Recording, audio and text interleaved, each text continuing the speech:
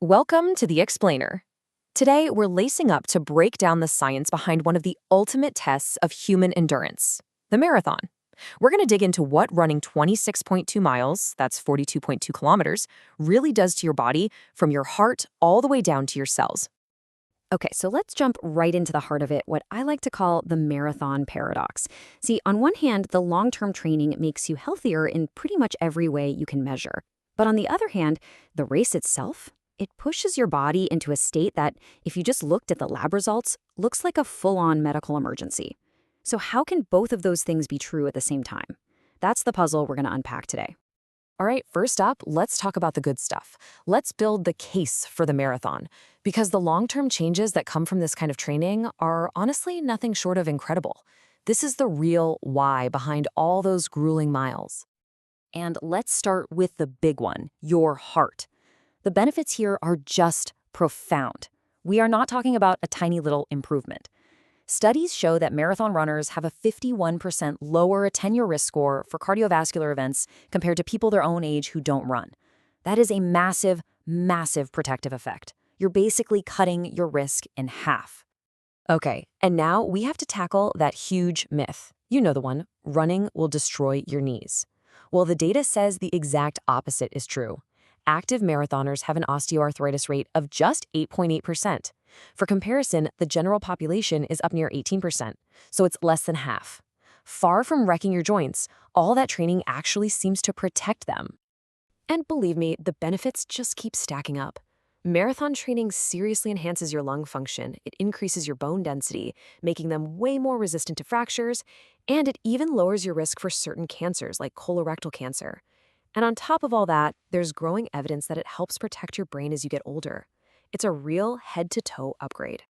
But, and this is a big but, for all those amazing long-term gains, the body pays a pretty shocking price on race day. This is where we get into the physiology of hitting the wall. One of the biggest systems that takes a beating is your kidneys. We're talking about something called acute kidney injury, or AKI for short.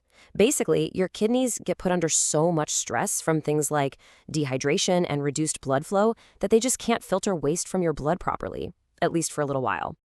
And the scale of this is just wild. This isn't some rare thing. Get this, studies show that up to 82% of marathon finishers, the overwhelming majority, show clinical signs of acute kidney injury right after they cross that finish line. Think about that. It's almost a universal experience for runners on race day.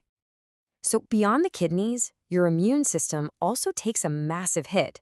Right after a marathon, your body enters this temporary state where your immune defenses are just down.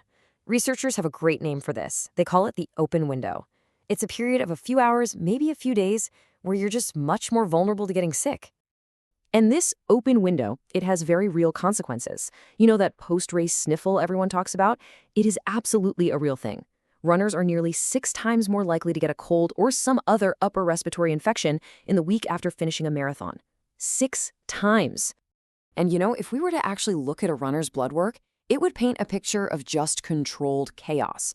Markers from muscle damage, like creatine kinase, they go through the roof. White blood cell counts, a sign of a huge inflammatory response, sky high. The stress hormone cortisol is just flooding your system. And at the same time, anabolic hormones, stuff you want like testosterone, they just take a nosedive. Your body is in full-on crisis mode. So, how in the world do we make sense of this? On one side, we have these incredible life-extending health benefits. And on the other, this acute race day trauma that looks frankly awful. How do we reconcile this paradox?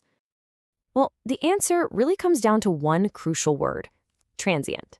All of that chaos we just saw, the kidney stress, the trashed immune system, the crazy blood markers, it's all temporary. The human body is just amazing, and within 1 to 3 days, most of these indicators are right back to normal. The crisis, it turns out, is very short-lived. And this brings us right to the scientific consensus, which is summed up perfectly by this quote from a big 2025 review.